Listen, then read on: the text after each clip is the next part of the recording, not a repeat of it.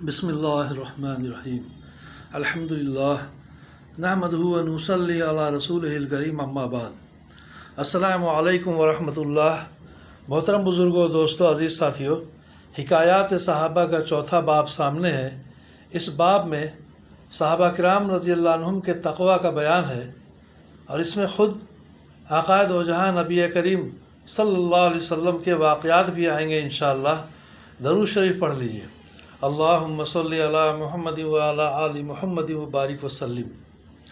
صحابہ کرام رضی اللہ عنہم کے تقوی کے بیان میں حضرات صحابہ کرام رضی اللہ عنہم اجمعین کی ہر عادت، ہر خصلت اس قابل ہے کہ اس کو چنا جائے اور اس کا اتباع کیا جائے، اور کیوں نہ ہو کہ اللہ جل شانہ نے اپنے لاڈلے اور محبوب رسول صلی اللہ علیہ وسلم کی مصاحبت کے لیے اس جماعت کو چنا اور چھانٹا۔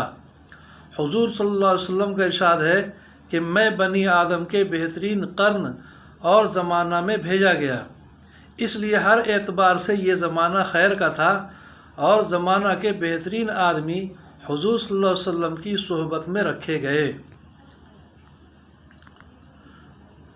واقعہ نمبر 1، حضور صلی اللہ علیہ وسلم کی ایک جنازہ سے واپسی اور ایک عورت کی دعوت۔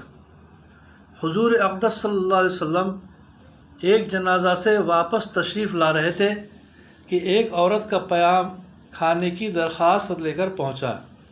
حضور صلی اللہ علیہ وسلم خدام سمیت تشریف لے گئے اور کھانا سامنے رکھا گیا، تو لوگوں نے دیکھا کہ حضور اقدس صلی اللہ علیہ وسلم لقمہ چبا رہے ہیں، نگلا نہیں جاتا۔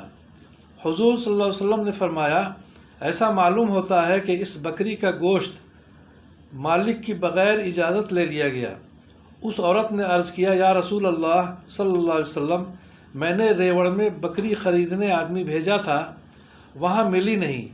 پڑوسی نے بکری خریدی تھی، میں نے اس کے پاس قیمت سے لینے کو بھیجا، وہ تو ملے نہیں، ان کی بیوی نے بکری بھیج دی۔ حضور صلی اللہ علیہ وسلم نے فرمایا کہ قیدیوں کو کھلا دو۔ فائدہ: حضور صلی اللہ علیہ وسلم کی علوی شان کے مقابلے میں ایک مشتبہ چیز کا گلے میں اٹک جانا کوئی ایسی اہم بات نہیں کہ حضور صلی اللہ علیہ وسلم کے ادنا غلاموں کو بھی اس قسم کے واقعات پیش آ جاتے ہیں۔ واقعہ نمبر 2، حضور صلی اللہ علیہ وسلم کا صدقہ کی کھجور کے خوف سے تمام رات جاگنا۔ ایک مرتبہ نبی اکرم صلی اللہ علیہ وسلم تمام رات جاگتے رہے اور کروٹیں بدلتے رہے۔ ازواج مطہرات میں سے کسی نے عرض کیا، یا رسول اللہ صلی اللہ علیہ وسلم، آج نیند نہیں آتی؟ ارشاد فرمایا کہ ایک کھجور پڑی ہوئی تھی، میں نے اٹھا کر کھا لی تھی کہ ضائع نہ ہو جائے، اب مجھے یہ فکر ہے کہ کہیں وہ صدقہ کی نہ ہو۔ فائدہ: اغرب یہی ہے کہ وہ حضور صلی اللہ علیہ وسلم کی اپنی ہی ہوگی، مگر چونکہ صدقہ کا مال بھی حضور صلی اللہ علیہ وسلم کے ہاں آتا تھا، اس شبہ کی وجہ سے نبی اکرم صلی اللہ علیہ وسلم کو رات بھر نیند نہ آئی کہ خدا نخواستہ وہ صدقہ کی ہو اور اس صورت میں صدقہ کا مال کھایا گیا ہو۔ یہ تو آقا کا حال ہے کہ محض شبہ پر رات بھر کروٹیں بدلیں اور نیند نہیں آئی۔ اب غلاموں کا حال دیکھو